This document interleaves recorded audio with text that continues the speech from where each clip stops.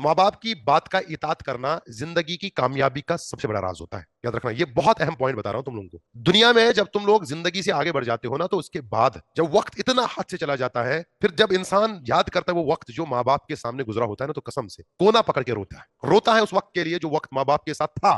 लेकिन उस वक्त हमने उस वक्त की कदर, जब माँ बाप हमारे सामने थे, फिर वो जब बुढ़ापे में चले जाते हैं ना, तब भी बड़ा अफसोस होता है कि काश वो जवानी वाला वक्त हमने इनके साथ गुजारा होता। बच्चे को लगता है बचपन में कि माँ जब उसको पकड़ के उसके बाल दुरुस्त करती है और संभालती है, तो वो कहता है यार जल्दी से खत्म कर ले ये बाल और मैं जाऊंगा खेलने के लिए बाहर, मैं बैट वगैरह ये सब खेलूंगा, मैं क्रिकेट खेलूंगा। उतावला होता है। और जब कभी उसको पकड़ के वो बटन बांधती रहती है ना, तो बटन कहती है कब खत्म करेगी अम्मा मेरी बटन बंद करके, मैं जल्दी से जाऊंगा बाहर, मुझे बाहर दोस्तों से मिलना है। बड़े होकर याद आता है उसको कि काश वो वक्त आए फिर से, एक बार मेरी माँ फिर से मेरा बटन बांध ले, काश वो वक्त आए कि वो मेरा बाल, वो वक्त फिर दोबारा वापस। वो कहता है कि मैं पूरा जमाना बेचना चाहता हूँ, पूरी दौलत सब कुछ खत्म करना चाहता हूँ, बस वो वक्त एक बार आ जाए जो मेरी माँ ने मेरा बटन बंद करते हुए लगाया था, वो वक्त आ जाए जिस जब उसने मेरे बाल दुरुस्त किए थे, वो वक्त कभी वापस।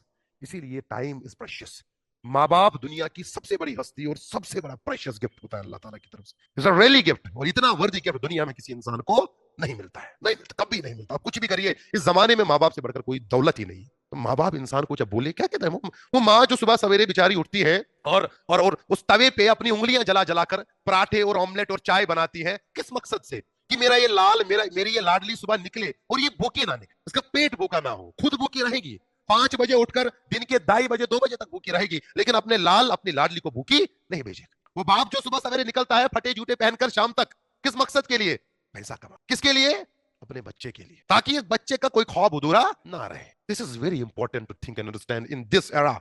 आजकल के जमाने में ये सोचना बड़ा मुश्किल होता है। मेरे दोस्तों, मैं कह रहा हूं आप लोगों को कसम से, ये जब वक्त जाएगा ना, ये जाने के बाद जब तुम लोग याद करोगे कि ये वक्त जो हमने सोचा था कभी, यार माँ बाप हमारे बड़े दुश्मन है, क्यों उन्होंने कहा था कि ये काम करो ये मत करो, ये काम क्या था? ये काम तुम्हारा दोस्तों के साथ जाया होने वाला टाइम था, और ये काम क्या था? ये इबादत और पढ़ाई का टाइम था। तुम्हें लगा दोस्तों के साथ मना करने के लिए माँ बाप दुश्मन है, इबादत और पढ़ाई के लिए माँ बाप दोस्त नहीं है हमारे। ये सब सोचता है ना, आगे जाकर इंसान फिर सब कुछ होता है, फिर पैसा होता है, धन दौलत होती है, गाड़ी होती है, बच्चे होते हैं, महल होता है, बड़े बड़े बंगले होते हैं, कपड़े होते हैं, मोबाइल फोन होते हैं, एवरीथिंग होता है, लेकिन एक चीज नहीं होती है। वो क्या नहीं होता है? माँ बाप नहीं होते। उनसे पूछो जिनके पास नहीं होता है, जिनके पास है शुक्र मनाए वो लोग, और ये सबसे बड़ी हस्ती और सबसे बड़ी नियामत है अल्लाह ताला की। अल्लाह ताला सबके माँ बाप को अच्छे से रखे, उनकी जिंदगी और उनकी उम्र में बरकत करे, है ना। और ये नियामत कभी मत अपने आप से ठुकराना, उनसे बढ़कर कोई साथी नहीं होता। जब जिंदगी में तुम लोग इतना बनोगे ना, मतलब अपना तकाजा जिंदगी का ऐसा बना लो, अपना वैल्यू इतना बना लो, कल को जब तुम अपनी माँ को अपने बाप को कहीं लेके जाओ ना, वहां ये ना पूछना पड़े तुम्हारी माँ को, बेटा क्या मैं ये चीज लूं?